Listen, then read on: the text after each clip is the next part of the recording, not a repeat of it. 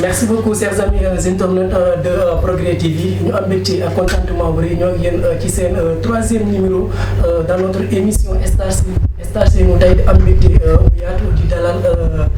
Balla Dioum président de l'ARK également mu ak ki nga xamante ne mooy suñu grand Madi nekk secrétaire ci biir structure bi tey ñu invité leen fas yéene wax ak ñoom ci seen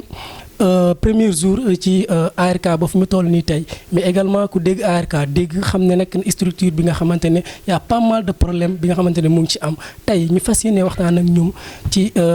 niñ ci duggee ak avenir structure bi nga xamante ne mooy ARK bu ëmb étudiants yi fii ci biir Karang président Balla maa ngi leen. voilà asalaamaaleykum maa ngi nuyu population Karang bi yëpp et vraiment di la. delloo nuyoo di wax maaleykum salaam di nuyu également ku ma bokkal plateau bi muy Madi Fofana doon secrétaire général ci kuréel boobu ñuy wax ARK di nuyu. ñëw dugg au fond du débat tey ñi ci bëri dañuy dégg structure te dañu xam ni mu demee surtout ARK ak ni mu mel y a des postes yi nga xamante ne sont des postes élus mais également y a des postes yi nga xamante ne sont des postes nommés tey yow mi nga xamante ne yaa fi nekk yow mi nga xamante ne yaay président et depuis 3 ans yaa ngi diire structure boobu tey yan poste mooy postes yi nga xamante ne sont des postes stratégiques yi nga xamante ne dañ sont élus ak yan postes yi nga xamante ne moom la ñuy nommé. voilà di vraiment di rafetluwaat question bi à savoir yan poste la ñuy élire ARK ak yan poste boo xam ne président day am prérogative pour mu nommer ko directement d'habitude comme ARK comme loolu amul fenn fu ñu ko bind ci statut bi je pense que poste yëpp muy 17 postes yu ARK am yëpp dañ ko war a élire mais nag par contrainte de temps moo tax depuis que l'ARK et l'ARK chaque fois dañuy élire 3 postes yi nii muy le président trésorier ak secrétaire ñetti postes yooyu noonu la ñuy élire ak seeni vice-président voilà vice-président secrétaire adjoint ak tamit trésorier tamit adjoint yooyu noonu la ñuy élire yeneen yu des yëpp président moom prérogative nommé leen muy à savoir PCS chargé des relations extérieures commissaire aux comptes ak yeneen postes yu ci tegu yooyu yëpp président da koy nommé xool ñoo xam ne vraiment mun nañ ko gunge ci liggéey bi mu ànd ak ñoom pour ñooñu vraiment mu mën a def liggéey bu mucc ayib loolu daal mooy en grosso modo lépp loo xam ne ARK bu ñu ko fi tegee ba léegi ak l'histoire am ñun lu ñu hérité lu ñu nettali ak ñun lu ñu fekkee noonu lañ ko mus a doxalee voilà ba tey jii mooy wax ak yow. donc depuis bi nga intégré ba léegi donc yow poste yi nga fa fekkoon mooy le poste président comme bi nga xamante ne moom la gars yi élu mais ci biir loolu ba tey yaakaar na dañoo dégg surtout ci benn interview bi nga xamante ne am nañ ko yaa ngi wane ne bi ngay nekk à la tête yow rek yaa nekkoon candidat donc moment boobu nan la demee nit ñi dañoo préwutoon wala yow ci sa jëm bopp yaa tegoon benn politique boo nga xamante ne tu faisais peur à tout le monde. non du question de peur sax du question de peur dans quelle raison peur amu fa place sax parce que déjà nit moom je pense que da ngay comme nu ma ko waxee démb rek wax naa ne nit da ngay am ambition am réelle envie d'améliorer les choses loolu rek moo ma animé woon ba boobu ma bindoon sama programme gis situation amicale parce que nekkul ne dama tëb rek atterrir ci amicale bu ma amee bac dama rejoindre ARK conformer aux règles de l'ARK nekk seen biir yor fa poste yor chargé des communications chargé de l'organisation ma organiser ay événement ARK bu ma demee ba sentir ne man mi suis assez prêt assez expérimenté pour piloter structure bi boobu laa dem bind sama programme ànd ceeg ñu ma ci war a àndal ñooñu wóolu ma xam naa liggéey bu ma defoon auparavant moo tax ñu wóolu ma ba ñëpp bu ma présenté wu ñu ne kii kay moo jor bien profil bu gën a baax kon boog bàyyil ñu accompagner ko ñu dem je pense que loolu moo tax ma def unanimité te yaakaar naa ne rëccuwuñ ko te tamit luñ fa jot a def loolu gis nañ ko. tey ba tey yàlla teg na fii foofu daal lañ mën a. ok ba tey duma la bàyyi ndax foofu noonu il faut que ñu xaw xuus bu baax ndax parce que da nga ne nga ba nekk membre ci biir bureau bi def travail bi excellent mais réellement mosul am benn conflit bi nga xamante ne bëgg nga ko nekk ñu xeeñ la ko ndax jot nañee fort ci weewu béykat ni amoon nga intention pour une première fois bëgg def ñu ne la mënoo koo def parce que tu n'es pas loyal donc qu'est-ce qui explique cela? parce que comme début bi rek xam nga étudiants yi comme duñu aller vers l'information man loolu daf ma daloon parce que structure wala nga koy intégrer da nga war a xam lan mooy statut structure règlement yéen ni lan mooy soubassement am et loolu man erreur boobu dama ko defoon te dama ko reconnaître parce que bu ma ñëwee ne dama bëgg 2018 la bu ma ñëwee ne dama bëgg 2017 2018 ma ne dama bëgg a briguer un mandat pour diriger ARK mais dañ ma wax tiens parce que wala ngay présenter wu dafa am règlement yoo xam ne da nga ko war a matal ba pare boo ko matalee nga doog a prétendre diriger l'ARK da nga war a am carte membre am fay sa droit d'adhésion loolu da nga ko waroon loolu malheureusement defuma ko woon moo tax année boobu noonu mënu moon postuler candidat ci ARK parce que xaw ma woon boobu laa décidé nag ma ne damay ñëw bokk ci bureau bi boobu laa ñëw participer ci bureau bi participer ci gestion bi xam ARK nu muy doxee conformer aux règles de l'ARK beneen année bu ñëw ma postulé wu bu ma postulé wu def unanimité parce que bëggoon naa xañ nañ ma ko ma dem croiser les bras xam ne man boog vraiment nekkuma ci yoon parce que ARK dafa am ay textes régis par des textes et des règlements kon boog képp koo xam ne bëgg nga briguer un mandat waaw ARK bëgg ko diriger boobu da nga war a conformer aux règles loolu moo tax grand yi bu ñu ma expliqué ne ma vraiment Balla tu ne peux pas être candidat ma plier les bagages et dem ba bureau bi ñëw comme am na poste nominatif ñu nommé ma ci poste yooyu noonu bu ñuy jaayaat carte membre ma profité jënd carte membre beneen année bi ñëw ma postulé wu gagné. beneen année bi ñëw ma postulé wu gagné du samay kàddu président Balla ngeen dégg mu wax ni ni mel mais comme nu ma leen ko waxee rek ba tey événement bi ñu ngi ci émission bi ñu ngi ci ànd ak également ki nga xamante ne mooy suñu grand Mady en 2018 ou 2017 ngeen nekk à la tête de cette structure tey grand ci condition moom nga intégré amicale bi. waaw alhamdulilah di la remercier ci question boobu. Pour me revenir un peu si sama intégration ARK parce que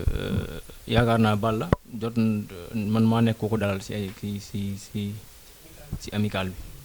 parce que man maa ko njëkk am bac donc j'étais avec le président Boubacar Bathily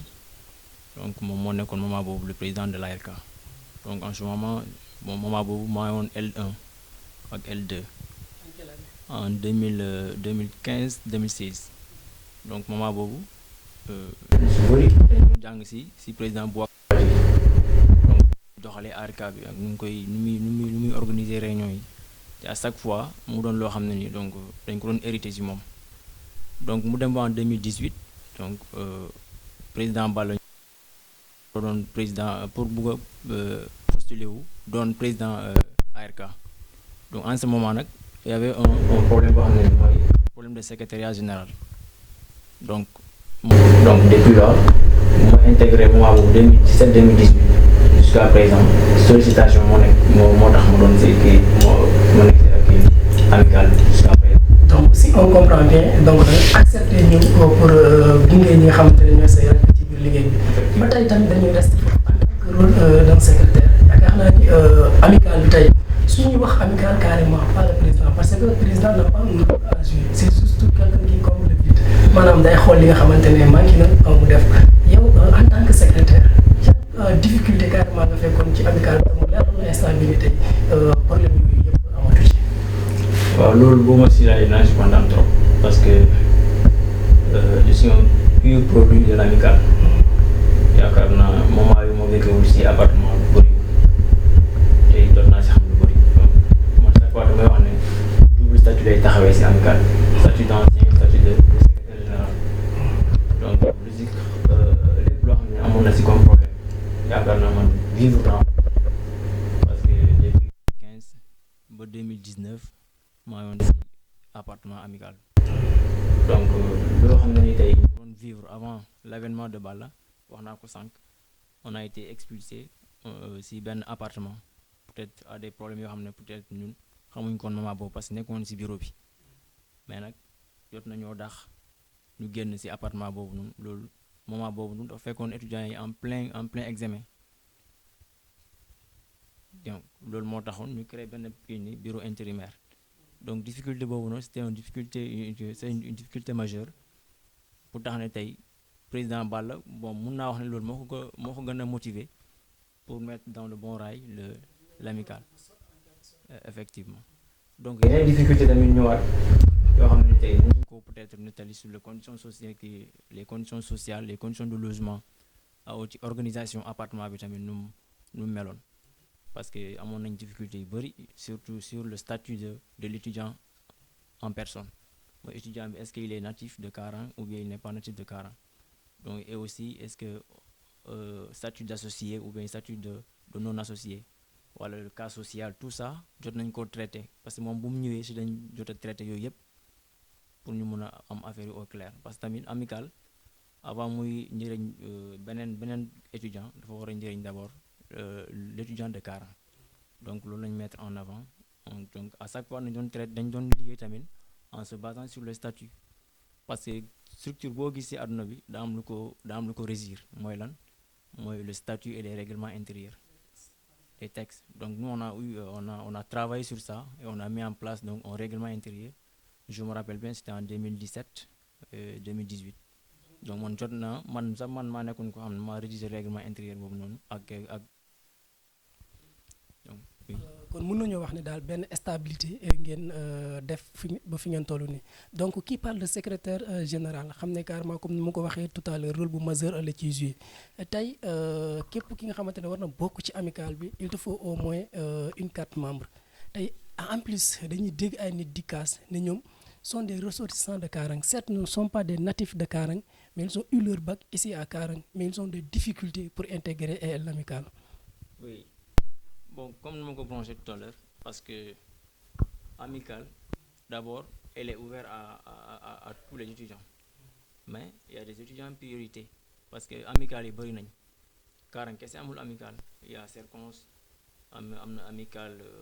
Nioro Al Santal. Bon, Amicale est bonne. Peut-être, si vous voyez, nous am benn strict boobu noonu parce que tamit mënuñ héberger tout le monde donc nit mën na jàngee Karang mais mën na doon koo xam ne nekkul Karang judoowul Karang wala résidéwul Karang donc loolu bu ñu ne dañuy prendre en charge tous ces étudiants là waa Karang mën nañ bañ a am logement donc nous on a privilégié les résidents de Karang mooy koo xam ne ni bien vrai que jàng na fi am na bac mais tamit nga am au moins benn famille boo xam ne ni day yeewoo biir Karang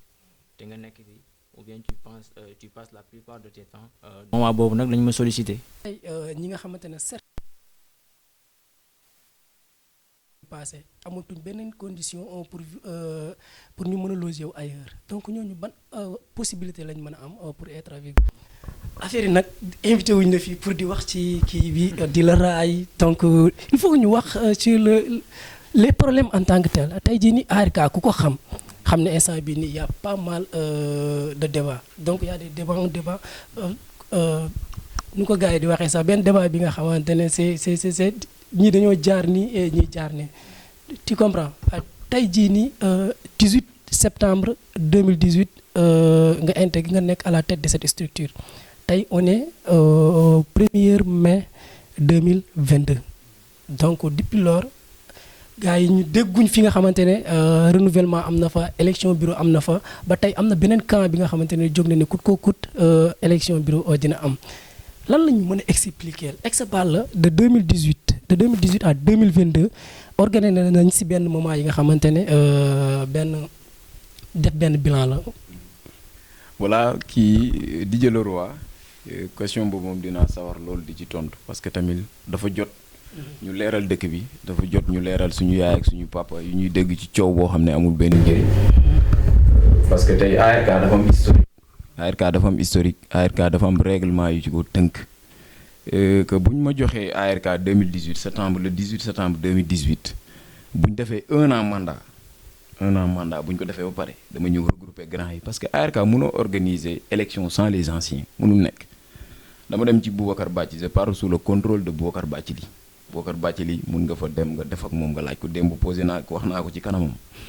bu ma demee ci moom ne ko Boubacar on a fait un an de gestion maintenant il nous faut que ñu def renouvellement mu ne ma renouvellement am ngeen candidat ma ne ko j'ai appelé tout le monde def nañ defar réunion secrétaire a ngi nii parce que tamit boo xamee nit ki rek di nga xam ne kii dugul ci yëfu caaxaan maa di on a appelé parce que ARK nan lay demee bu mandat bi jeexee dañuy wax ñan ñoo bëgg a doon candidat ARK ñan ñoo bëgg a briguer un mandat ARK ñan ñoo ko bëgg a diriger ñëpp ñu def appel à la candidature kenn décidé wul dem parce que ARK était dans une situation vraiment catastrophique man situation catastrophique boobu noonu loolu moom laa taxawoon ne lii man am naa réelle envie pour que mu améliorer conditions de vie et d'existence parce que mënuñ dégg Karang ci koom-koom dégg Karang ci neneen étudiants yi ñëw di dëkkee ni ñu leen di génnee suba ngoon gu dëgg bëccëg du yoon man envie boobu noonu loolu moo ma poussé woon pour ma jël ARK mais nag comme un an la dañuy commencer affaire du mën a doon à 100% ñu commencer bind suñuy projet lii superposé projet nangam pour améliorer la condition de vie d'existence des étudiants projet yooyu doonu ma nekkoon gisoo ko étudiant Karang tey ku fa dem kenn tëddul ci suuf. non man moom du ma étudiant. dañuy wax doo étudiant pour les étudiants non man du ma étudiant man. non doo étudiant mooy lan. un simple présentateur. donc de Progrès TV. léegi ñu jógee foofu. ma ñëwee ci Bokar. ma ñëw ma ne ko dañoo am pare nañ 1 an léegi dañoo war a def suñu AG Bokar ne ma man nag situation boobu amoon naa ko def naa 1 an man maa gën a yàgg ci président yëpp ARK. def naa fa 3 ans je ne sais pas 4 ans loolu la ma wax mu ne ma man première année bu ma paree dama pare aw ma candidat. ñu reconduire bureau bi ñu présenter suñu bilan ñu reconduire bureau parce que ARK nit ñi dañuy fàtte ne man bu may présenter bilan xam nga ñan lay présenter bilan. ñoo xam ne tey ji sont des membres de l'ARK. qui est membre c'est une véritable question. mais attends dafa mel ni à tout moment bu ñu lay dégg da ngay insister ci kàddu boobu noonu. les membres et cetera et cetera. mais boo insister wu ci kàddu boobu mooy lan. nit koo xam ne bokkul ARK nga bu ko boole ARK par force. loolu on est dans quel monde. kan moo bokkul ARK. mais tey yow un malien bu ñëw fii saa yoru suñu carte d'identité yor ne sénégalais force la foo ko gis. dama lay laaj foo ko gis association bu nekk bala nga fay bokk da ngay conformer aux règles statut sa waay nekkuñ ci dëkk boo xam ne jungle la àll lañ nekk wala ci lan ñun ci dëkk lañ nekk dëkk boo xam ne dafa am yoon wala ngay kaas dara nag day fekk nga conformer wu ci règle ba pare loolu laa lay wax que ARK dafa am ay membres man bu ñu demee ARK ñu tijji ne commencé nañ jaay carte membre bu 20 jëndee 20 yooyu ñooy membre de l'ARK 20 yooyu noonu ñoom lañ considéré comme membre de l'ARK ñeneen ñi bu ñu ñëwee di wax ak ñun sax bu ñu neexee duñu leen déglu parce que duñ membre ne être étudiant ne signifie pas que tu es membre de l'ARK ARK dafa am yoo xam ne textes yu ko régir man ci textes yooyu lañ ma falee wax naa ne fekk textes yooyu bu ma njëkkee lii ñoo ma daaneel textes yooyu kon man dama conformé aux règles mën a ñëw kaas ci dara yow benn jour déglu ma xam la yow mii di présenté saa si ma mémoire est bonne jotee nañ ci loolu non saa yi nañ wax dëgg rek parce que tu étais étudiant xaw ma nekkatoo étudiant mais tu étais étudiant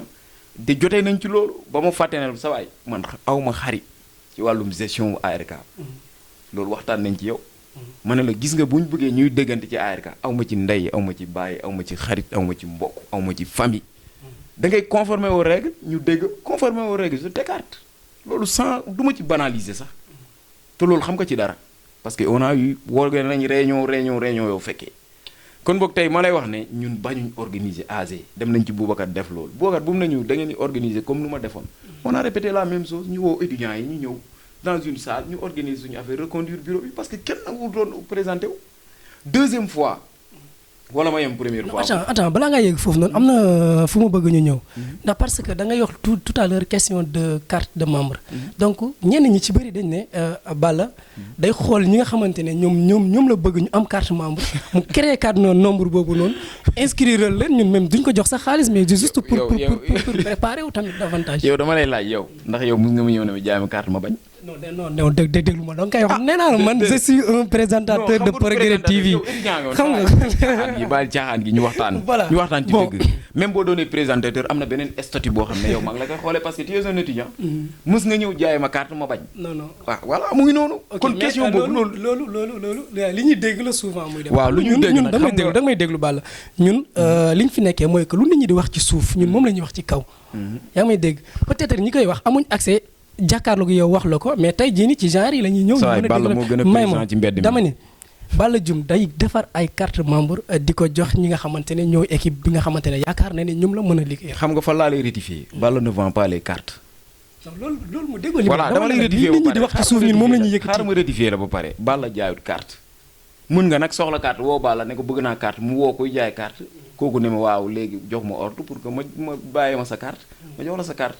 mais Balla jaayut carte. ARK c'est une structure organisée man wax naa la ko c'est le trésorier qui vend les cartes foofu beneen problème la boo woowee Balla nag ne ko carte Balla bu la neexee mu ne saa yi man lijjantiwuma carte parce que loolu du rôlam yor nga statut ARK liir ko ku war a jaay carte kan la du Balla du le président yow wax nga ko léegi ne président day organiser rek day def na wax nga ko sànq kon boog c'est pas moi que nga war a adresser dañuy laaj ñan nañ far kan mooy seen trésorier ñu ne diw la dem leen ci kooku mu jaay leen carte du Balla c'est un président am naa nag droit de regard sur ce qui se fait mais nag c'est pas à Balla de vendre les cartes et que cartes yi quantité bu ñu ciy def chaque fois ne boo ñëwee ci gàlle awaak gàlle Balla ak secrétaire carte yi nii lay def étudiants yi ñoo amul habitude jënd carte gis nga man erreur boobu daloon na ma moo tax du ma dalati ci structure parce que daf ma dal ñu corriger ma ci dama accepter nag ñu corriger ma parce que daf ma dal ma xam ne maa nekkul ci yoon mooy que gis nga loolu dafa def tolle def benn bruit boo xam ne amul sens gis nga booy réclamer mbir ARK tey bu ma la mayoon ticket yow amoo carte ma jox la ci non ARK da nga ko war a rejeter boo bàcc li def na ko nee na bu mu nekkee première année ñu ñëw ñu jox ko ticket ARK def ne moom du ko jël parce que amul carte wax na dëgg loolu mooy nit ku digne nit da ngay digne nit da ngay bëgg dëgg nga wax dëgg conformer aux règles su dee sénégalais wutal carte d'identité wutal kayitu juddu nga wuti carte d'identité ñu xam ne yow tu es sénégalais tu es membre de l'ARK jëndal carte ñu xam ne yow tu es membre de l'ARK gis nga say droit boo koy kaas dinañ la déglu entendre la. ok ba tey tamit dañ ciy ñëw ndax polémique yi bëri na trop 18 septembre 2018 on est aujourd'hui le 1er mai 2022 donc 3 ans ou 4 ans donc gars yi ñëpp ñu ngi koy wax instant bii nii ex Balla pare na pour organiser benn élection pour wàccee coow li et carrément. mais loolu laaj ko progrès c'est administrateur je pense que ñun génnee nañ 2 notes d'information yoo xam ne organisation des AG la ak convocation loolu progrès posté na ko laaj na ma autorisation ndax mu posté na ko mu ngi ci page am mu ngi ci chaîne YouTube am kon boog loolu Balla ñun yàgg nañ pare xam nga la lañ gisoon ku pare ñun yàgg nañ vraiment Mady mii talatul ARK vraiment Balla mii talatul ARK situation la boo xam ne nag àngu nañ ko foog ñu jël ko ba mu jeex parce que ARK wax naa la du n'importe quelle structure c'est une structure qui regroupe des intellectuels là c'est important intellectuel lañ wax du structure boo xam ne marché la dafa tasaaroo wala noonu non ARK c'est organisé moo tax tey jii ñun mënuñ ñëw ARK nuñ ñu ko joxee dañ ñu ko jox ak statut ak règlement ñu conformé bu ñu koy joxee noonu lañ koy joxee parce que lu ñuy bañ mooy que yor ngeen ARK bay dem salfaañee ngeen ko sànni ngeen ko defee ngeen ko lu ngeen neex jox ngeen ko seen booy non duñ ko jox suñ booy duñ ko jox kenn. xam nga question boobu noonu. tey bind nañ ko 2 fois. parce que bu mu ñëwee gars yi ne mënuñu organiser AG deuxièmement bu ñuy 2000 bu ñu yeggee 2020 bi ñu ñëw bëgg a organiser AG bi fii lan moo ko yàq muy Covid bi. je pense que Covid bi dem nañ 2 fois ci commissaire Senghor maa dégg ni pour mu permettre ñu organiser suñu AG mais nag saa waay période Covid boobu noonu 2 événements la ñu amoon muy AG ak synthèse philo mënuñu comme ça affaire bi liéegul mën naa leen bàyyigum ngeen def synthèse philo parce que booy ñu ngi war a def examen bac kon boobu comme loolu njëriñ la da leen di dimbale pour que ñu ñëw nañ bàyyi ñu ut 2 agents yoo xam ne da leen couvrir synthèse philo bi mu envoyé ñu 2 agents commissaire Senghor maa ngi koy nuyu de passage parce que yàgg nañu faciliter ay choses bu ñu demee ñu organiser ko ci case communautaire bi organiser ko la 2e fois bu ma bëggee pare pour organiser ma dem ci moom ma ne commissaire ñun nag pare nañ pour organiser suñu AG quoi mu ne Balla vraiment situation bi gis nga mu ngi gën a améliorer yow gis nga bu ñu leen bàyyi nañ leen ngeen organiser synthèse bu ñu leen bàyyee ngeen organiser leneen day nuru leneen quoi moo tax mu permettre leen ñu ko ba affaire bi bu demee ba wàññeeku ngeen ñëwaat ñun ñu organiser leen ñu may leen kii accompagner leen ngeen organiser seen lii boobu la ñu digal ne bu nekkee am ngeen ay affaires yoo leen def jéem leen di wut ay affaires yoo leen distribuer ci lii te foofu lañ jëlee idée jënd ay ceeb ak leneen ñëw distribuer ko population gis nga mooy que wax ji bëri na que nit ñi laajtewuñ mais wax bu jotee dinañ wax tey dafay yoon ñu éclaircir population bi wax leen lu fi ne ñun accroché wuñ téye ARK moomuñ ko ARK benn affaire la boo xam ne da ngay servir say semblable kon foofu loo koy téye ARK amul salaire bi. ok ba tey dagguma la mais toujours comme rek prolongement dafay am. dañ la suivre à la rajo. nga ni d'habitude benn coutume la woon ci biir ARK. que ku war a nekk président bi membre la doon ci bureau bi. comprendre nga ci sa biir kàddu gi nga ne nga dem nga ba sax da ngeen ko réussir léegi ci texte yi. si la chose est avérée. ex-con du Balla dafa teg benn stratégie politique bi nga xamante ne képp ku ko nar a opposé rek daf lay écarter. parce que ñu bëgg a nekk président nekkuñ ci bureau bi nañ wax dëgg. ñu bëgg a nekk président sax amuñ carte membre. loolu beneen affaire la dinañ ci ñëw mais loolu dinañ ci ñëw. dama la bëgg a écarter kon boog foofu dafa sori foofu wax dafa sori. gis nga texte dañ koy contextualiser par rapport ak réalité du moment. texte sa micro nga baal ñu sa micro fayul. non fayul. ok texte dañ koy contextualiser par rapport ak réalité du moment loolu mën nga ko laaj secrétaire. secrétaire je pense que moom tout ce qui est texte lu jëm ci loolu. non secrétaire lu mu ko guuxal moo gën a bëri. voilà moom moo ciy pensé xanaa dañuy ñëw accompagner ko ci rédiger yenn articles yeeg yooyu parce que ARK dafa bëri woon manquement. ARK même am na loo xam ne sax war nañ ko améliorer mooy statut président. statut président démb am na ko woote leeral na ko nee na président dara mënu ko teree mu def lu ko neex. lu dul président bu ko neexee moom waxuma lu ko neex nag waxuma mooy cadre occupé yeneen def yeneen préoccupation yeneen occupé leneen loolu ARK statut yoo ko lan la ko ARK statut li aaye mooy que mu politiser structure bi jël la ne la comme ça yow étudiant la force da ngay ñëw nga politique force da ngay def ni force loolu la ARK aaye léegi leneen lu ma lay wax muy que statut bi dañ koy contextualiser par rapport ak réalité moment boobu noonu ñu xool ne lii kat mu ngi évoluer parce que texte dañ koy visiter yow sa waay juriste nga constitution Sénégal ñaata yoon lañ ko changé plusieurs fois. ah voilà kon boog mbir mi dafa doon loo xam ne bu demee ba am benn situation bu taxaw nga xam mu doon problème parce que ARK yàgg na am problème yooyu noonu da ngay penser pour bu amatee ñu mën ko régler mu doon loo xam ne loi la article la ci structure bi nga xam ne bu amatee dinañ xam nuñ koy attee mais problème boo xam ne jaar na fi ngeen bàyyi ko mu jàll ngeen régler ko dans l'amiable day ñëwaat te bu ñëwaatee fan la ñuy sukkandiku pour régler ko loolu moo tax ARK bu muy ARK ba léegi Balla de musul gis koo xam ne président mun na jógee feneen musul bokk ci bureau musul am carte membre Balla musu ko gis. bon yaa ngi ñuy wax toujours de texte. ex texte yooyu noonu ngay wax étudiants yëpp am nañ ci opportunité pour di ko lire toujours. ah texte yu ex denc leen ko yéen tamit pour vous. denc yow mus nga ma ko laaj. man nee naa la man gëmu un étudiant man je suis un présentateur du question naan parce que texte yooyu texte yi man tu es étudiant man devant mes yeux mënoo doon leneen ba jéggi lu ma lay xoolee même nit ki mën na doon présentateur mais derrière am na leneen lu muy def man texte yooyu damay laaj ndax étudiant mus na ma ko laaj man ma ñàkk ko jox texte yi ndax étudiant mus na ma ko laaj étudiant yi mënul na texte yi moo leen résultat duñ ko xam loolu mënul nekk c'est disponible texte yi c'est disponible et que di wax ne képp koo xam ne soxla nga texte ARK wool secrétaire nekkul Balla nga koy laaj ba léegi moo tax étudiants yi dañu war a gëstuwaat ñu gëstu gis nga booy kaas dara da ngay gëstu xam koy laaj secrétaire ngi nii demal ci moom nga ne ko ndax texte yi demal mairie bii Kaarang nga ne da nga soxla ay document papier koy laaj da ngay dem ci maire naan da nga koy wër naan ko jox ma ay papier da ngay dem ci secrétaire nga jox ko mu photocopier la nga dem la technologie a avancé texte am ngeen benn page bi nga xamante ne benn plateforme boo xamante ne texte ARK historique ARK lépp li nga xamante ne bëgg na kaa xam si ARK rek bu demee dina ko fa gis mais am nañ ko ñun lu ñu am mooy suñu ARK dafa am compte mais compte boo xam ne yow ARK wax naa du structure boo xam ne n'importe quoi la nit ñi di fa dugg di cexit di ko visiter xam nañ ne concurrence dafa am ñun on est concurrencé ñun dafa am ñoo xam ne dañu envier mu yeneen amicales yi dañu teg bët ñun suñu statut yu fi nekk suñu règlement intérieur suñu ne sa waay on a versé de la sueur pour que tey ñu mën ko rédiger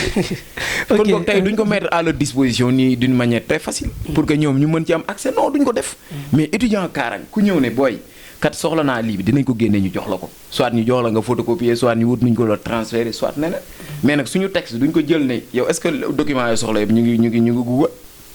document yoo soxla ci àdduna bi yëpp ñu ngi Google dama lay voilà kon boog ñun yoruñ texte yoo xam ne dañ koy teg ci àdduna bi même nit ñi di ko jaayee marché wala di ko corneter ay mburu non yoruñ loolu ñun texte yu ñu yor dañoo verser ay sueur pour que ñu mën ko bind kon boog tey duñ ko mettre à la disposition ñoo xam ne wala ñu ciy jot mu yomb bu ciy jot da ngay ñëw ci ñoo ko war a laaj ñu jox la ko loolu amoon lu ma ci rek. donc dinaa la bàyyi nga xaw a soufflé wu tuuti ndax boxe naa ko de trop donc ba tey problème boobu yaakaar naa liñ ci war a wax man ak yow jeexagul dinañ ci wax te dinañ ci waxaat bon Grand Mady gis nga problème bi ni nga xamante ne noonu la demee te kii parle de secrétaire tout à l'heure wax naa ko mooy gérer tout ce qui est de carte membre peut-être c'est le trésorier ou la trésorière qui gère la vente et autres tey jii nii ubbi ngeen benn panel bi nga xamante ne carte membre yi dina nekk à la portée de tout étudiant. waaw effectivement di citer aussi prolongement question bi rek ak réponse du président Balla Dioum comme di wax ne rek il faut que les gens cessent donc d'évoluer dans le faux mooy lan mooy nga xool loo xam ne nii baaxul nga ne loolu moo normal donc boo xoolee si territoire bu ñu nekk ak ci milieu géographique bu ñu nekk les gens n'ont pas l'habitude n'ont pas cette culture donc d'association mooy lan xam ne association dafa am nu muy doxee donc première des choses mooy foog nga am carte pour être membre d'une association parce que association donc balaa muy doon association foo mu am récépissé donc boo amee récépissé am na benn reconnaissance juridique boo xam ne mu ngi ci moom donc yow booy réclamer membre de cette association là yaakaar naa bu ñu ne carte membre am na première des choses mooy da ngay war a dem jënd carte membre loolu moo lay permettre nga am sa droit li nga bëgg a wax nga wax mooy droit de parole donc ñun amicale bi nu muy fonctionner parce que ARK nekkul ni ñoo ko créé c'est une structure qui a été léguée par nos anciens ñoo xam ne ñoo ko créé depuis 2005. tey ju yëkkati voix bi tuuti rek. donc depuis 2005 donc yaakaar naa nekkul ñun ñooy ñëw di ko def naka su dul noonu donc lu mu doon fonctionner noonu lañ koy tegee. bien vrai que comme ni ko président Balla wax y aura des moments yoo xam ne il faut que ñu contextualiser les choses. mooy évoluer le statut parce que les questions évoluent. donc pour résoudre ces questions là pour ñu mën a évoluer tamit pour ñu mën a contextualiser yeneen mbir yi donc carte membre yi parce que loolu moo nekkoon revendication kii ñoo xam ne tey ñoom ñoo bëgg a imbriguer poste président.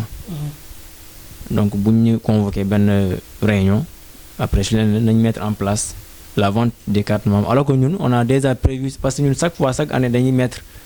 benn kii à la disposition des étudiants des cartes de membres. mais étudiants yi ñoo dul am habitude di jënd carte membre des fois même da ngay nekk amical da ngay nekk Dakar ay étudiants Karang duñ teg seen tànk amical Karang ça c'est un constat boo xam ne ñëpp dañ koy gis donc yow tey boo nekkee Dakar donc tu n'as pas l'habitude d'aller vers l'appartement boo xam ne foofu moo nekk siège amical bi comment tu peux avoir des informations sur la vente des cartes et autres donc loolu foog nit ñi am culture boobu noonu jege structure bu xam lu fa nekk nga mun a xam li ngay wax wala xam li ngay def tey munoo am droit de parole te amoo benn carte membre déjà loolu boo waxee rek nit képp koo xam ne ni mu ngi évoluer loo xam ne dëgg la war nga wax ne yow tu n'es pas dans le vrai donc il faut cesser ces genres de choses là parce que nit balaa ngay wax ci dara foog nga doon ci koo xam ne am nga ci kàddu donc yaakaar naa ñun loolu lañu évoluer te loolu la ñuy mettre en place carte membre yi pour cette année parce que ñoom. bi ngeen ko carrément pour nit ñi. effectivement donc ak parce que man moment bi puisque je suis un peu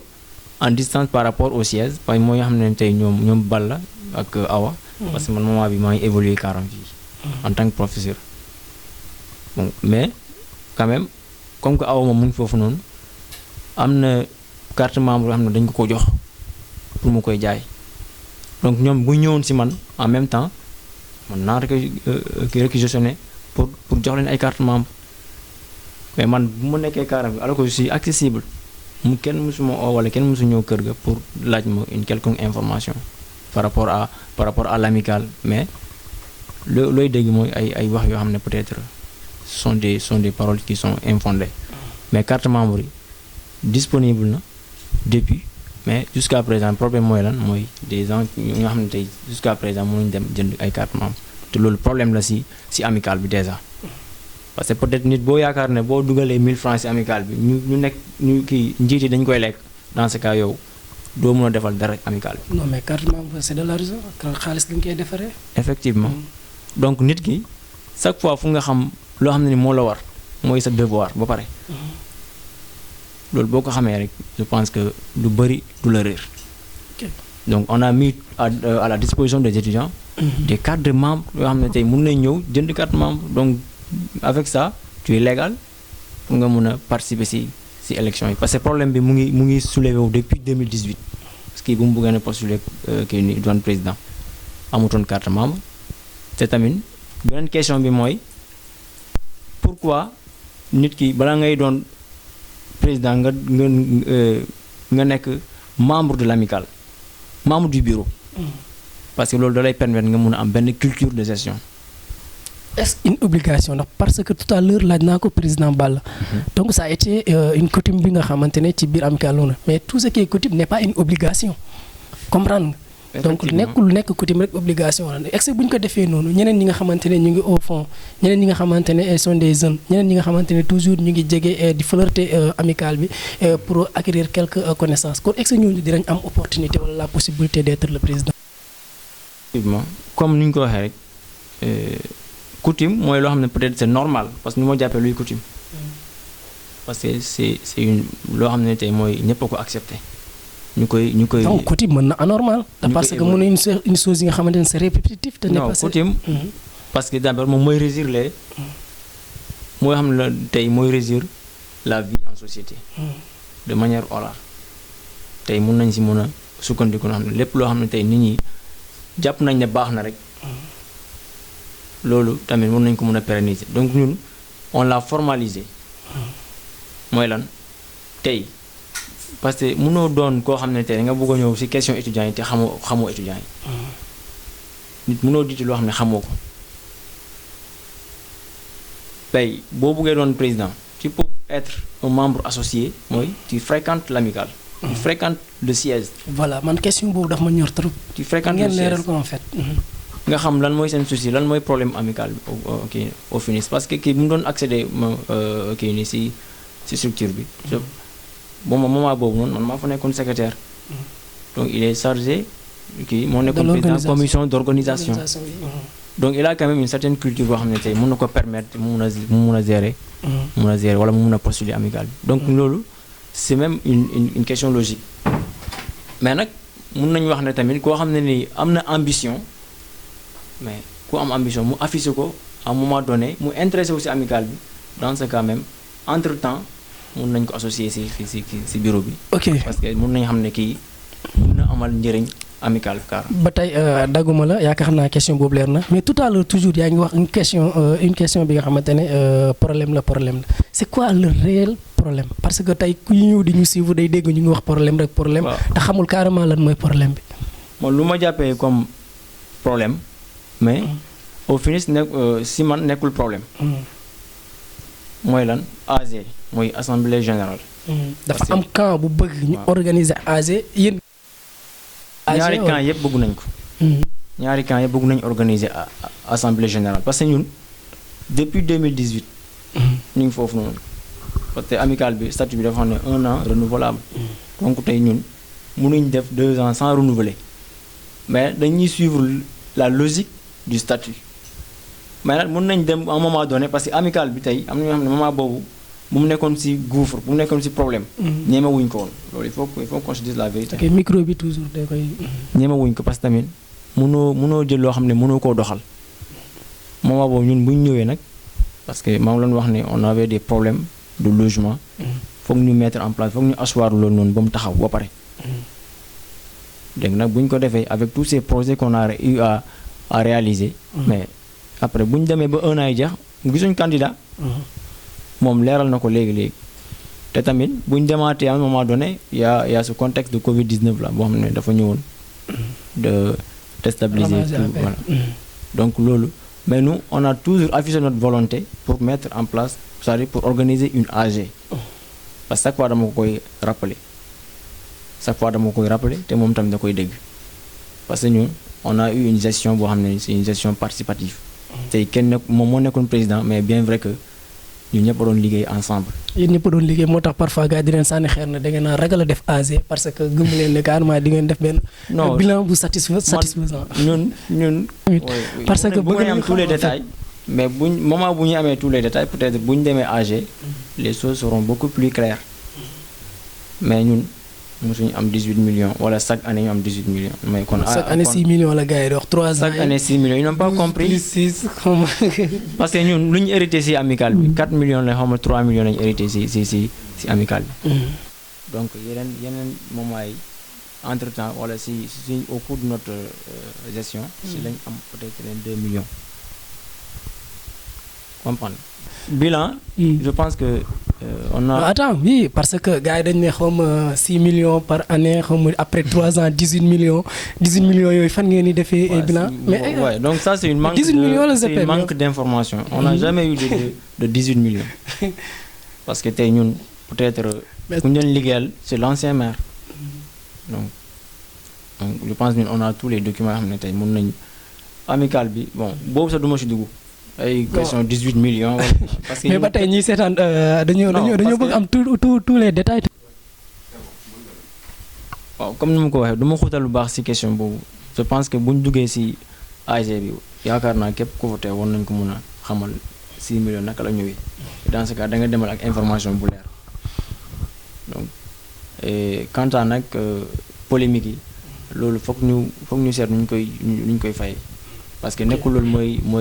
mooy jëmal affaire yi kanam. voilà polémique yi faaw ñu xool niñ koy fayee yaakaar naa ni fay ko mooy nekk li nga xamante ne ñun ñëpp mooy suñu objectif xam naa ne nag damay gën a attaquer président Balla parce que man moom toujours noonu lay demee président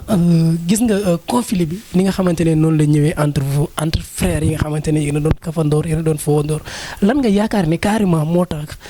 problème bi juddu nii ak ci contexte yi. am na lu ko waral voilà problème mu ARK moom je pense que ay nit ñoo ko semé sax. voilà ay nit ñoo semé problème bi parce que déjà ARK toog nañ fi 2 ans yoo xam ne nit musul ñëw ne bëgg nañ diriger ARK nit musul ñëw on était tranquille ba contexte politique rattrapé ñu muy bu ñu annoncé ne janvier 2022 bi dañuy def élection. boobu la ñu janvier 2022 je pense c'était 2022 non. voilà moom la ñuy def élection contexte commencé dugg parce que xam nañ ne ARK benn matière grise boo xam ne la dafa regrouper des étudiants des intellectuels parce que bu ñu fa investir rek war na leen mën a apporter dara. moo tax tey ñu am benn divergence man ak ñoom. ñu amee divergence léegi ñoom ñu ne dañ may créer beneen comme ça beneen opposant boo xam ne day ñëw xam nga il va réunir tous les montagnes mentir fen. attends dafa des a leer dañ lay créer benn opposant kan moo lay créer opposant ak lan moo tax mu bëgg la kaa créer. non ku ma war a créer opposant je pense que gis nga wax ji. saa yi xam nga ko bu baax. bu ko raay de. non wax ko ba mu leer nekkuma lu may raay sax. lu may raay amu fi nu mu demee laa lay wax. voilà kenn nu ma imposé loo xam ne dinaa ko wax loo xam ne. non moom mais fii progrès la day leer. non nañ dëgg ñu wax ma wax la lu mu demee. que daf may créer opposant boobu la dem woo booy convoqué leen jox leen xaalis waa da leen dem leen ngeen imposé wu seen bopp. c'est qui booy loolu xam nga ko. benn structure bu fi nekk ñu organiser ko boo fay dem ba fay def dara loolu kay je pense que war nga mën a jaar ci bureau bi ne leen dama bëgg a def benn don wala nangam ñooñu accompagner la nga def kan moo koy bañ. étudiants yi ku nekk xam nañ ne dañoo soxla ticket dañoo soxla ñu soutenir leen. dañoo soxla ñu accompagner leen. mais nag lan lañ dul nangu mooy que nga bëgg ñu ñëw déstabiliser ñu humilier ñu parce que loolu yëpp humiliation la ci bëgg a indi. parce que lan la bëgg que wane ne voilà léegi créé na beneen booy léegi kooku day ñëw def lu ko neex ci structure du noonu foofu la divergence yi commencé. mu créé booyam commencé booy bi di attaqué naan booy di waruñu defuñu AG defuñu te yàlla xam na ne buñ première année deuxième année buñ jeexalee ci moom lañ njëkk a dem. ne ko ñun dañoo bëgg a organiser AG mais bëgg nañ kii lañ bëgg a jox mu ne kooku boo leen ko joxee mu yàq amical bi te kooku tey moom la imposé. ah bon. wax jee ñu noonu que tey jii xam na ne moom ci boppam moo ñu am mais boobu relation yi ñu ngi tendre relation yi amul dara lu ko brisé mais tey comme dem nañ ba affaire yi am yeneen problème boo xam ne loolu ça nous concerne voilà léegi nag dañuy jéem a xool parce que tamit xam nga dëkk bi. Sénégal dafa métti. nit ñi bu ñu la proposé xaalis sax mun nga rey gis ngeen ñuy rey seen famille sax ngir xaalis ñuy rey seen membre famille ngir xaalis gis nañ fi lu ne kon boog am na xaalis day tax ñu ñoo xam ne dañuy jaay seen dignité dañuy jaay seen i morom parce que bugg déstabiliser ARK mooy jaay say morom parce que yow xam nga situation étudiant nu mu demee ñun dañoo liggéey ba nga xam ne tey étudiant bu jógee Kaarang amul ku jógee Kaarang ñëw Dakar te ñun duñ la loger amul tey loolu mun nañ fëgg suñu loxo fu ñu neex suñu dënn amul étudiant buy jógee fii nii sa papa nekk fi sa yaay nekk fi ñaata parents ñoo may woone sama doom amul Dakar fu mu nekk ñaata parents ñoo may sama doom boo leen ko jàppalewul du jàng mais nag c'est malheureux que tey nit dem ba am bac mu dem ba am bac tey ñu ñëw ne amul fu mu dëkk moo tax mu arrêté ko li yëpp moo tax monsieur le maire ñu koy nuyu de passage muy Diogine Gomis def na ci étudiants yi loo xam ne billaahi étudiant mënu ko fay parce que tey fu ñu doon amee capacité de logement 30 personnes léegi ñu ngi am 90 personnes mun nañ ko loger kon boog loolu nga xam ne c'est extraordinaire. c'est extraordinaire nit ñi du ñu rendre compte foofu loolu mooy njëriñu ARK étudiant bu feebar ñu faj étudiant bu am problème inscription ñu lijjanti ko mu dem étudiant di regrouper étudiants yi à Dakar di organiser ay journée de ndogu di organiser leneen ak leneen ak leneen mooy loolu yëpp jéem nañ ko def ci structure bi pour que wane ne on est une même famille. fu ñu jógee mooy Kaarang te lépp loo xam ne muy article 1 2 statut ARK dafa wax ne ARK njëriñam mooy lan mooy mu participer au développement local te bu ñu seetloo fii ñu fi nekk di xàccoo Kaarang yépp muy borom baat yu fi nekk ñooñu nga xam ne ci kaw ñoo fa nekk tey ñoom ñëpp brigué nañ un mandat à l'ARK doon nañ fi président ARK kon boog ñooñu ñoo waroon doon ñoo xam ne ñooy défendre ARK ñooy taxaw ARK bu yàqu ñu taxaw mais tey bu ma gisee ne un ancien président mu bëgg a déstabiliser ARK di xaaj di jox nit ñi dara di jox ñi leneen di naan jël leen ñi di xaaj nit ñi loolu on est dans quel monde ñun étudiants ñun ñëpp ñoo bokk tur bi booy mayee dara je pense que au nom des étudiants jox ko ñu légal mais nag tey di parparloo di naan ñi ñooy sama booy ñi ñoo ma jàppale politiquement ñi ñoom kumba am ndey kumba amul ndey mais dañ lay wax ne ñun dañ lay baare laaru parce que xam nga la moo tax ñun on est légal et légitime ñun dañoo légal légitime kon boog tey boo ñëwee ne da ngay wut say booy jéem ñu manigancé ak moom pourquoi ñu ngi ñuy xeex depuis 6 mois mun a luñ ñu dara depuis boobu ñu ngi fi yàlla ak ñuy sutural te lépp lu ñu doon def ñu ngi koy def ñu war la ne fii yàlla rek a fi ne étudiants yi nag dama leen wax ñu gëm seen bopp parce que fii boo gëmul sa bopp munoo yegg fenn ñun on n'est pas n'importe qui ñun dëkk bi dafa am ci ñun yaakaar dëkk bi dañu yónni jox ñu seen xaalis na dem leen ngeen jàngi bugguñ ngeen jooy dara bugguñ ngeen xool dara fenn moo tax tey ñu jox ñu seen xaalis que dem leen ngeen loger étudiants yi mettre leen dans de très bonnes conditions pour ñu mën a indil des résultats escomptés. surtout loolu moo ci nekk loolu moo nekk suñu ambition man loolu moo fracassé woon sama tête moo tax tey jii mu brigué woon un mandat pour améliorer la condition de vie et d'existence des étudiants pour leur permettre que tey ñu am une réussite. ok parce que tey bu ñu yoree ARK ba léegi ñaata nit ñoo fi soutenir ma sœur ñaata nit ñoo fi réussir tey ñu ngi yor seen famille ñaata mënuñ ko compter ba ci ñeneen ak ñeneen maa dee ngi nii leneen ak amaan ndongo ngi noonu ñeneen a ngi nii man maa ngi nii keneen a ngi noonu te permettre nañ leen maa dee ngi nii nee na pur produit ARK la parce que moom amutoon feneen fu muy dem Dakar ARK kese bu jógee université ARK lay ñibbi université ARK appartement ARK université appartement bu ñu doon wax nag ñu ngi am 3 chambres ba tey ñu ngi wax capacité de logement ñu ngi am 6 chambres xaw ma ñaata chambres loolu kay sa waay sant yàlla la. ok ba tey du ma la dagg. mais xam nga ne gars yi toujours comme ni ñu koy waxee réeroo amul ñàkk waxtaan moo am. bi nga xamee ne affaire yi commencé na dégénérer en tant que frère. en tant que ancien camarade. ex onga ki nga xamante ne moom nga jàpp ne moom lañ gonflé. fu kenn nekkul ngeen toog waxtaanee ko ne ko nag ARK du politique comme ni ñu koy waxee toujours donc nañ jël lépp ñu tegee ko de côté bu politique jotee ñun ñëpp kenn ku ci nekk na dem fari fa ko neex mais bu ARK jotee ñu def lépp ñu protéger étudiants yi pour ngeen waxtaan ci dal problème bañ a am. non def nga loolu man j'ai pas eu à appeler qui que ce soit. man lu ma am bu ma gisee problème. damay woo SG woo secrétaire am woo trésorier ñu ñëw. bu ñëwee ñu waxtaan ci affaire yi bu amee lu ñuy wax dañuy sortir des communiqués. gis nga ne ARK c'est une structure bien organisée et structurée.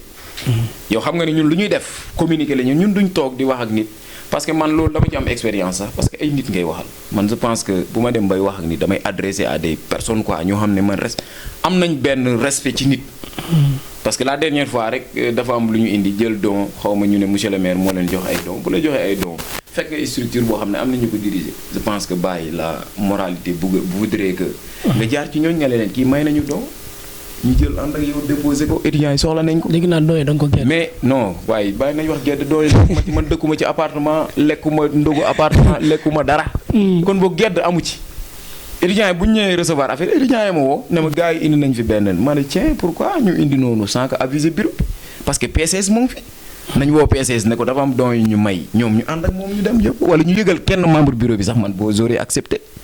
mais yëgaluñ kenn loolu luñ ci jublu mooy humilier ñu. wan ñu ne tey ji yéen doo leen dara mais nañ leen wan ne ñun dara lañ te foofu noonu. neex na ko ñàkk a neex je m'en fiche foofu maa ko fa ëpp pouvoir. moo tax tey jii da ngay respecter nit ñi du ko neexoon tey ma jël bigam signé benn papier extrait dina ko neex du ko neex nañ waxante dëgg mooy lépp. gis nga kaarang mënuñ ko yor ci parparloo mënuñ ko yor ci yëfu naafeq mënuñ ko yor ci loo xam ne tey kii kumba am ndey kumba amul ndey gis nga boo doonee un responsable surtout nga diriger dëkk da ngay xam noo koy gérer parce que dëkk duñ la ko dënk avec n'importe quoi nga koy doxalee n'importe quoi ñun on n'a pas besoin d'être divisé on a besoin d'être unis et accompagné ñun loolu lañ bëgg. ok du ma la dagg ndax yaakaar naa ni sama technicien mu ngi may signaler tout à l'heure que ni li ñu mayoon ci dafa jeex tàkk ba dañoo forcer sax mais ba tey nañ ñu may rek ñu terminer en beauté Grand Mady lan nga jàpp ne moo war a régler problème bi. régler problème bi yaakaar naa ñun ñu ngi si. te duñ ci jóg mu parce que comme ni ma koy waxee rek man amatuma jot si amical car yaakaar naa tamit naka noonu Balla te ñu ngankoon bureau bi yëpp tey yaakaar naa ne ñu ngoon si dara parce que tamit ku dem jàngi boo demee ba pare li ngay def yaakaar naa war nga mën a dem defi leneen ñun si logique boobu la ñuy inscrire boo gisee ñu nekk fii nag ba léegi c'est parce que ñun ñoo endossé woon benn responsabilité te duñ ko daw moo tax chaque fois may accompagner Balla Dioum parce que jusqu'à présent je suis le secrétaire général bien vrai que je suis plus étudiant mais je suis toujours le secrétaire général donc ñun ku mel ni man bëgg na ko remplacer mais nag lu ñu jot a liggéey ak loo xam ne structure bi mu ngi si te bu ñu koy bàyyee nañ ko bàyyi si loxo yoo xam ne ñoo wóor parce que ay xale ñoo fa nekk te xale yi ils ont besoin d'être accompagnés man moment bu ma nekk malgré le statut que j'ai damay accompagner ay étudiants ay bacheliers di leen accompagner ba tey ñu orienté leen jusqu'à présent maa ngi si mooy ay étudiants xam ne bien vrai que nekkuñu waa Kaarang sax te chaque fois démb la kenn génn suma kër donc loolu si esprit boobu la ñu war a inscrire wu quoi mooy amical don de soi la amul dara lu ñu fay am tey foog ñu xam loolu képp kuy briguer bu bugg a jël président amical bi wala nga occupé benn poste nga xam ne amical bi c'est être un serviteur des étudiants mais tu ne te sers pas de l'amical amical mënu la servir mais yooyu ay servir amical te yaakaar nañu logique boobu la ñu inscrire woon donc comme président ni ñu ko waxee rek jot na def benn communiqué pour une éventuelle assemblée générale. assemblée générale nga rappelé ñu date bi ak lépp. waaw date bi je pense que wax na le 4. le 4. le 4 mai bi. le 4 mai bi. waaw parce que tout est prêt parce que processus bi dañ ko commencé woon lu yàgg. parce que ñun amuñ problème bilan amuñ problème dara. donc loolu moo tax tey buñ ne amical AG rek war na yaakaar naa képp ku fa ñëw war nga am information bu la leer. donc ñu organiser amical bi kii ni AG bi ci jàmm képp koo xam ne tey tu es légal mun nga doon président AG kii ni ARK nit ñi bu ñu la falee étudiant bu ñu la falee donc tu es le président loolu amul benn problème. donc loolu daal man yaakaar naa loolu mooy fay coob te tamit ñuy dem ci information il faut aller vers l'information. vers l'information donc loolu boo ko defee rek doo réer. te ñu bàyyi ne chaque fois di wax loo xam ne ni leerul. ok waaw tey dañ lay bàyyi rek ak le mot de la fin parce que on est juste au mois de Ramadan. Ramadan tire à sa fin et donc kaddu gu mujj gi lan lay doon ci nga profité waal rek ci incidence bi nga xamante ne moo am entre ñaari élèves yëpp nekk ay doomu Kaarang nekk doon bagaare ba mu désordre nekk partout dans le Sénégal. waaw di sant yàlla alhamdulilah di gannaaw moom moo xam ne moom ñu may wér ak tal bu ñu mën a woor weeri koor jàmm te di ndokkeel jullit yëpp. si weeru koor si korité bu ñu dem suba te di leen ñaanal yàlla nangu suñ koor te lépp lu ñu jot a ñaan si société Kaarang ak Sénégal yàlla mu doon loo xam ne ni donc yàlla da koy jëmmal te di wax ne encore une fois Kaarang ñun ñoo ko bokk te Kaarang moo ñu ñor te incidence boo xam ne amoon na si entre les élèves parce que moi je suis professeur man élèves yi laay nekkal donc tey lii bu amee si école man duma ko rafetlu te tamit di ñaax encore une fois les parents et aussi les seconds parents comme ñun parce que ñu mën nañu wax ne peut-être nous sommes même les premiers parents des élèves en termes de conseil en termes également d'encadrement yaakaar naa war nañu mën a bàyyi loolu xel ci élèves yi tey peut-être les parents sont beaucoup pris donc c'est-à-dire amuñ temps boo xam ne tey peut-être mën nañ ko am ak seen doom yi malgré que loolu lañ ko waroon def mais ñun comme que am nañ xale yi yoo xam ne ñu ngi ñëw école il faut qu'on pense également des moments yoo xam ne dañ ko war a passer ak élèves yi en termes de conseil en termes d'éducation te yooyu bu amee rek yu bëri mën nañ ko faagagal ci société bi te di masawu seeni famille te di wax ne ñu leen di ñaanal fu ñu nekk te di ñaan yàlla ñu mën a retourner war ci seen biir famille. merci beaucoup. remercier bu baax waa Progrès TV. di leen ñaanal yàlla lépp lu ngeen séntu ci seen association bi wala seen kii bi seen YouTube bi. ak seen internet bi yàlla na ko yàlla jëmal incha allah merci. merci beaucoup ba tey toujours même question rek président Balla yaakaar naa ni comme ni ñu ko waxee ñu ngi ci Ramadan. profité tamit baalu wante ak comme ñëpp wax ci incidence bi mais tamit waxaale carrément lan nga yaakaar ni mooy apaiser situation bi carrément. voilà luy apaiser situation bi je pense que loolu yàgg nañ ci dox wax nañ leen ko yàgg nañ ci dox à savoir apporter des solutions parce que tey dañ doon wax ni ñun dañoo bañ a jaay carte membre depuis je pense que 2 mois on a mis à leur disposition des cartes membres mais ba tey nanguñu woon jënd carte membre dama lay wax ne étudiants yi sont dans la manipulation voilà xam nga 2 mois yow yaa ngi suñu groupe WhatsApp gis nga ne depuis 2 mois on a accepté pour apporter des assouplements des facilitations on a décidé de mettre à leur disposition des cartes membres que tey ku amutoon ñu ne la ah waxoon nga ne da ngeen bëgg a organiser AG ngeen ne amu leen woon parce que jaayuñ léegi pare nañ pour jaay dugal nañ ko depuis 2 mois ñu doon kaas carte membre yëpp kenn jënd ci ba tey ma lay wax loolu ñun fu ñu luñ ci man Balla day dem kër jàmbur bàyyi leen ko seen buntu néeg def ko poubelle ne leen carte membre yéegi noonu forcément da ngeen koy jënd kon ba nga xam ne ñooñu réel envie amuñu réel envie pour diriger li yàq leen tax a jóg te yàq boobu dafa am benn mainmise bu ci nekk wax naa ko mainmise bi mooy benn leader boo xam ne pare na pour diviser ñëpp parce que dafa pare pour diviser les gens pour diviser les étudiants yi gisuma woon ab amical bu gën a dox amicalu Karang ci région de Fatick. ba tey amical bi mu ngi dox. non ba tey mu ngi dox mënu ci dara. amical bi mënu ci tous. donc rek nga terminer rek ak li nga xamante ne question bi parce que temps bi mais dafa am loo xam ne nañ ko leeral. man je me dis pourquoi man ñoom ñu viser amical bi rek parce que Karang saa lu fi yàqu bëri na de. nañ jeter un coup d'œil à CCJ conseil communal de la jeunesse nga xam ne rakku maire moo ko dirigé. CCJ depuis combien d'années doxul. pourquoi jéemul imposer kooku mu def AG keneen jël ko doxal ko comme nekku fi mu ngi Maroc. pourquoi équipe communale bii ñuy wax pourquoi doxul parce que tey jii ku koy diriger ci moom la nekk jarut mettre ko les bâtons léegi pourquoi mu viser ARK parce que man je suis un opposant politique et je suis un jeune koo xam ne j'ai mon avenir devant moi pourquoi tey jii man il me vise quoi man c'est ça qui me fracasse la tête pourquoi ces gens là ñun léegi ARK rek lépp lu ma def baaxul ñu organiser suñu caravane jël caravane bind ne comme chaque fois loolu tamit coutume la ARK musul am événement muy tabaski korité lu mu mën di doon te ARK organiser wul caravane yow xam nga ci dara. ARK day organiser caravane ne étudiants yi 4000 francs la parce que boo demee feneen di nga fay 7000 wala 10 000 dañuy woo benn bus ne waaw mu ñëw jëlal ñu suñu bagage yi ñu dem 4000 francs étudiant bu nekk participer ñu dem. mais bu ñu organiser caravane ñu yëg ne organiser une caravane 4 jours 3 jours comme ñoom ci fayantoo lañ nekk yëfu ñàkk fayda yooyu noonu say rakk war leen accompagner nga ne da ngay ping pong ak ñoom xam nga ñu ñëw ne xaar ba ñu organiser 3 ans booy commencé 3 mois lii ko nan 3 jours autant pour moi ñu xam ne booy ñu commencé nañ inscrire ñu ñëw ne roxlu jox benn étudiant ne ko may nañ caravane gratuite au nom de l'ARK